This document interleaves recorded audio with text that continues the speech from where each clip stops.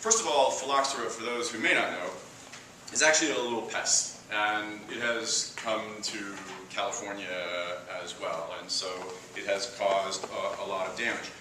However, culturally, in the middle of the 19th century, so the middle, roughly the 1830s, 40s, 50s, based on the activities of Darwin, among others, botany and horticulture was considered the science. And so educated people of the day typically knew a great deal about botany. And so collecting rare specimens from around the globe, and given that shipping technology, naval technology had improved so much, people were circumnavigating the globe in search of exotic species. And they brought them back to Europe. One of the things that was constantly being tinkered with were vines. And it was not unusual for people to go to foreign countries, in this case the United States, and dig up vines and bring them back to Europe.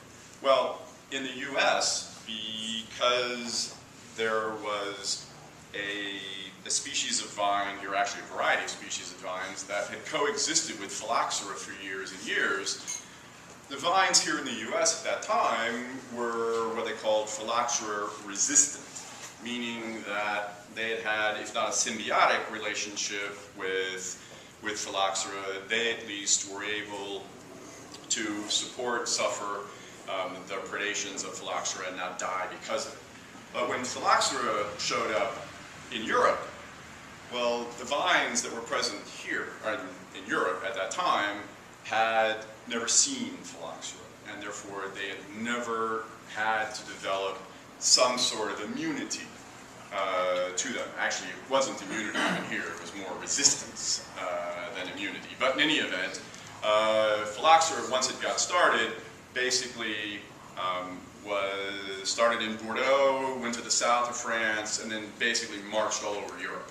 And at the time, 1 person in 7 derived their income in France from some aspect of the wine business. And so for 1 person in 7, I mean, we think right now what's been going on, especially since 2008, has been dramatic in this country, but you could imagine that all of a sudden, if we were to double the level of unemployment, well, you'd have a real problem. And that's what was going on in the middle of France in the late 1870s, early 1880s.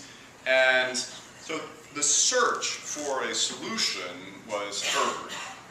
They had all kinds of cash awards, but they couldn't even find the culprit for a long time, because Phylloxera has several different stages, some above ground, some below ground, and it's also microscopic. And therefore, you couldn't just wander out in the vineyard and say, aha, there's the problem. So it took a long time for people just to locate the problem, and once they did, they had no means of stopping it. There were a lot of charlatans that were operating to say, sprinkle this magic dust, or do something else, and that will definitely stop it, and unfortunately those proved to be worthless as well. And the only thing that was found to be efficacious was flooding.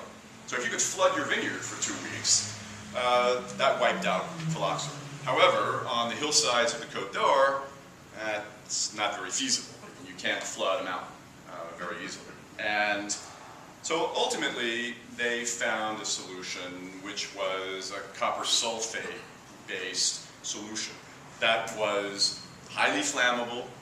It was gaseous if exposed to air. So they had this liquid that was flammable and had to be injected. Now get this, remember when I talked about the planting densities in Burgundy, which were 25 to 30,000 vines per hectare. And so they took what was essentially a large syringe. It was called a PAL, P-A-L. And it was injected at equidistant points around a vine. And it was done 5 times per vine. And it took 2 people. It took 1 person to push the PAL in, because this was a hypodermic with a footrest on the side, which they used that, pushed down the point to a depth of 8 to 10 inches. They injected a certain amount of this liquid into the ground, and then they had to have somebody that as soon as the towel was removed from the ground to then put the plug back in the ground, because if they didn't, this was, as I mentioned, it would turn to gas on contact with air, so they had to block the escape. But they had to have the soil conditions be just right. Couldn't be too dense, couldn't be too friable. If it was too friable, the gas would just turn to gas and it would escape, doing no good in terms of being an insecticide. But if it was too dense, meaning that the soil was too wet, the gas, the liquid, couldn't diffuse through the soil and again do what it was supposed to do, which was to kill phylloxera. And so ultimately, what happened is that fate does have a sense of irony, if you want to view things that way, because the source of the problem became the source of the solution. Because finally, somebody said, well, these vines in America seem to put up with phylloxera. Why don't we try planting them here? Well, they planted American vines in France, but unfortunately the vines that they used had this gamey or foxy taste, and they said, and for a while it was actually prohibited from doing that because the wine quality was deemed to be so bad. And then ultimately somebody had the brilliant idea, we're not sure who, but somebody had the brilliant idea of saying, well, what if we did a hybrid? What if we used the vine portion, the above ground portion of a French vine, and the below ground portion, the roots, of an American vine? Because most of the damage of phylloxera is done below ground, and basically the propagation of phylloxera is done above ground because it's winged and therefore it can spread wherever on the winds, which is why all of Europe was ultimately consumed by phylloxera, because it didn't have to crawl to make progress. It could actually fly. And ultimately, so that all of it was a very, very long drum roll to answer your question, which was, why was it that when it was initially done that the vines that came from, or the rootstock that came from America, didn't really like the high limestone soils that they found in the Côte d'Or? And what happened ultimately was that they had to experiment with a variety of rootstocks to find those that were limestone tolerant.